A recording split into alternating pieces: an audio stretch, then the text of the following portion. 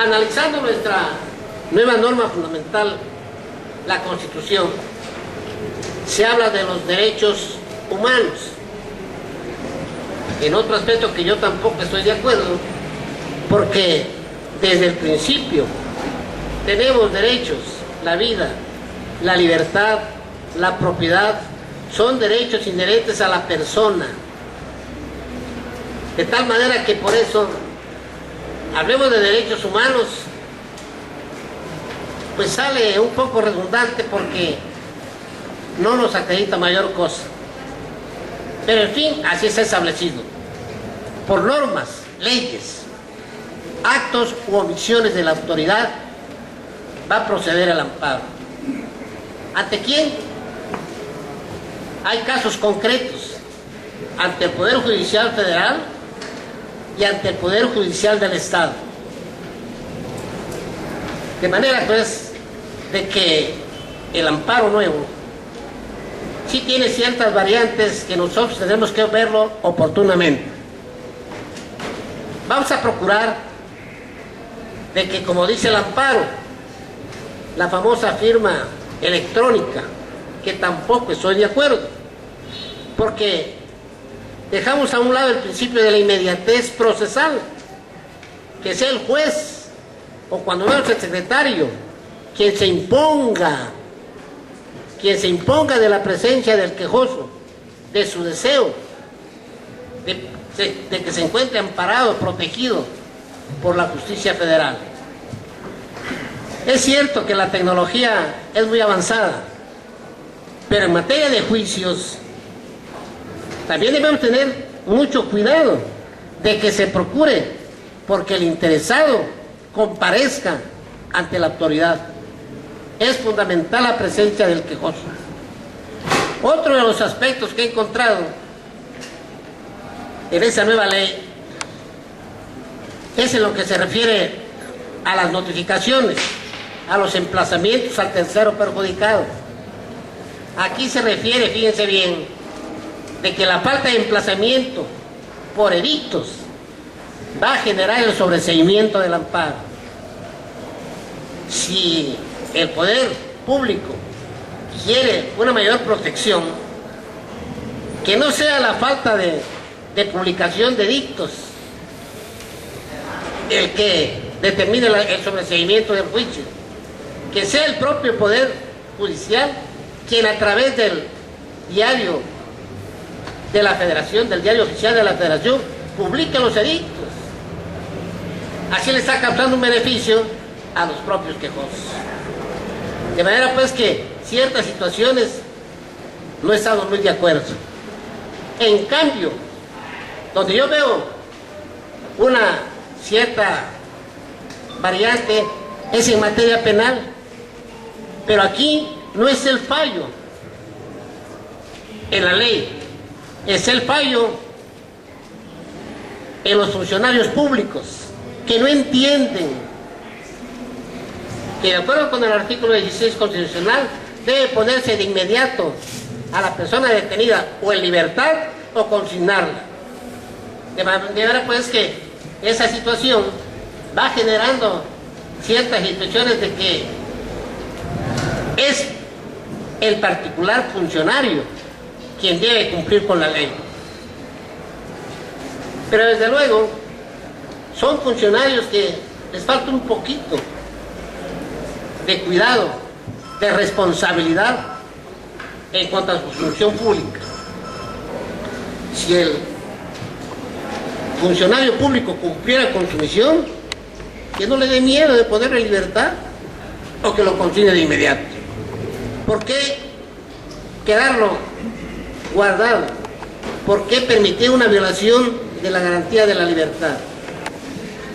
Sin embargo, resulta que un poco más adelante se habla de que si hay casos iguales, se puede hacer una declaratoria de una ley impugnada a través del amparo. Y si en 3 casos o más, a través de la jurisprudencia establecida, se llega a determinar que esa ley que se está aplicando es inconstitucional o anticonstitucional, como quieran llamarle, por ese simple hecho ya no se va a aplicar a los gobernados. Otro de los principios que encontramos en la ley es el relacionado con las causas de improcedencia. Hablan de muchas causas de improcedencia, las que ya conocemos, pero ahora de repente se mete con ciertas cosas políticas, pero también ya conocemos, por eso lo digo, que está al pendiente de la conducta de los jueces de distrito.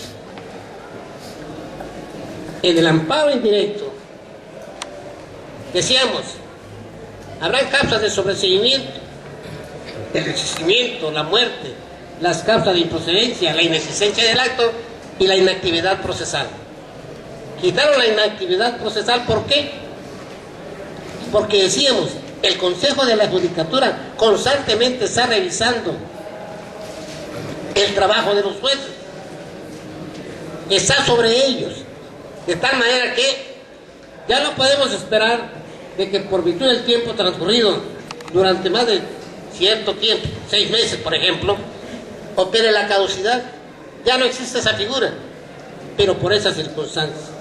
Esto viene a beneficiar pues, porque el amparo se vuelve más activo, más rápido, y llega a su terminación en su momento. Así pues, esas dos situaciones las vamos viendo cómo se van caminando juntamente. ¿Para qué? Para que lleguemos al final en la sentencia. Ahora bien, la sentencia, que es lo que pone fin al juicio, es una sentencia tal que va a analizar el juez ciertos principios. Primero, las causas de improcedencia. Pero para analizar la causa de improcedencia es necesario la existencia del acto. Porque si no existe el acto no habrá causa de improcedencia. Habrá inexistencia, como dice la fracción cuarta.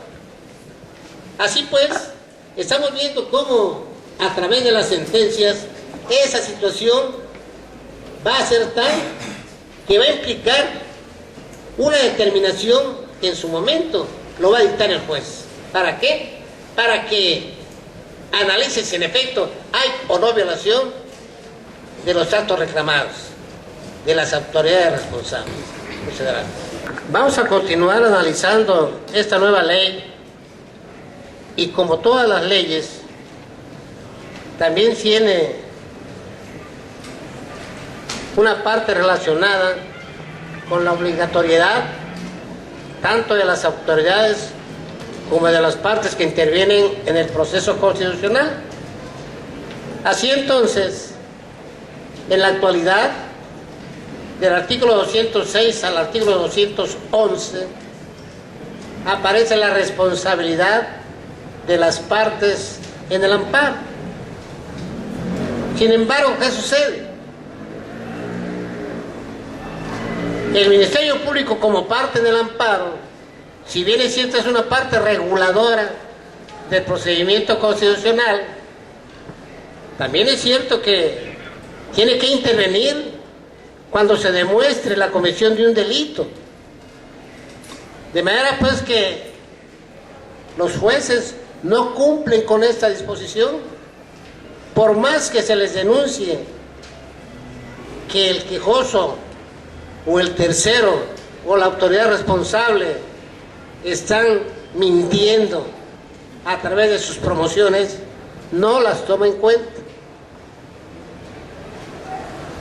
En el Código de Procedimientos, al principio se establece el principio de que cualquier persona que tenga conocimiento de un hecho delictuoso podrá hacerlo del conocimiento del Ministerio Público. El juez, conocedor del proceso constitucional, no puede ser ajeno a esa situación. Él lo sabe. Y teniendo al Ministerio Público Federal a su disposición, llamémosle así, no hace nada por denunciar los hechos. En la actualidad también se está refiriendo a eso. Eso por lo que hace a una denuncia. Pero para otras cosas sí vienen las famosas multas en el amparo. Esto es lo que tenemos que ver para no caer en responsabilidad de que nos pongan una sanción pecuniaria.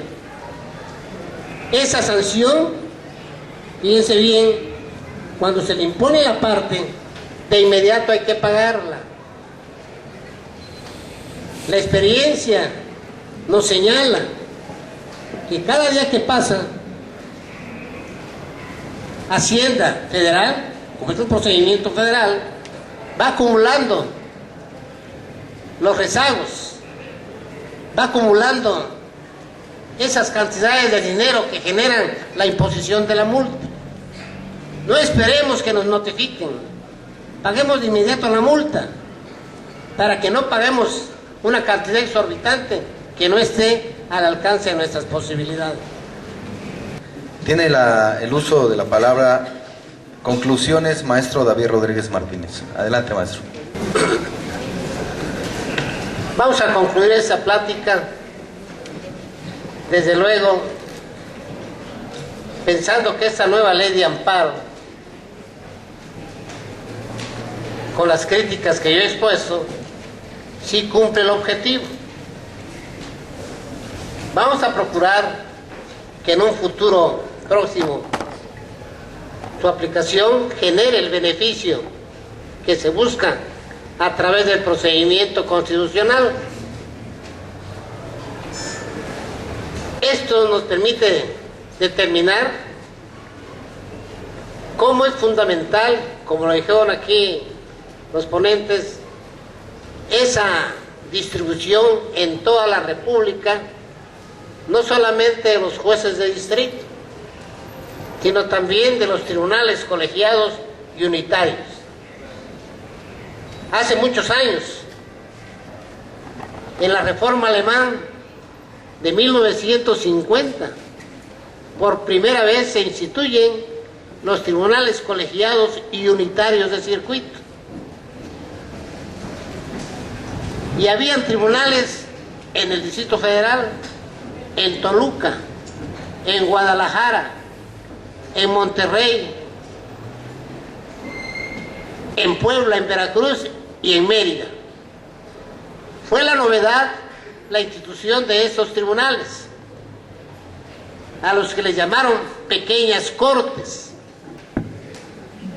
Pero la necesidad era tal de que esa institución de tribunales vino a quitar el gran rezago que tenía la Corte. Así entonces, el problema se generaba en la institución de la jurisprudencia obligatoria, que habían tesis contradictorias en un tribunal del sur con un tribunal del norte o del centro. En la actualidad funciona un pleno de tribunales para unificar el criterio en materia jurisprudencial. Eso también es importante, porque estamos encontrando la solución que anhelábamos todos. Hoy ya no hay esa incertidumbre como había.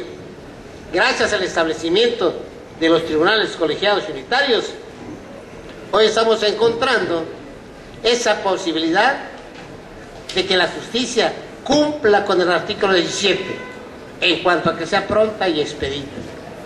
Así pues, ojalá que esa nueva ley de amparo venga a satisfacer nuestras necesidades como gobernados. Con mis críticas muy personales, yo estoy de acuerdo con la ley. A ver qué va a pasar. Ya el tiempo se me está agotando, pero ustedes que son jóvenes van a lograr el beneficio que la nueva ley les trae. Muchas gracias.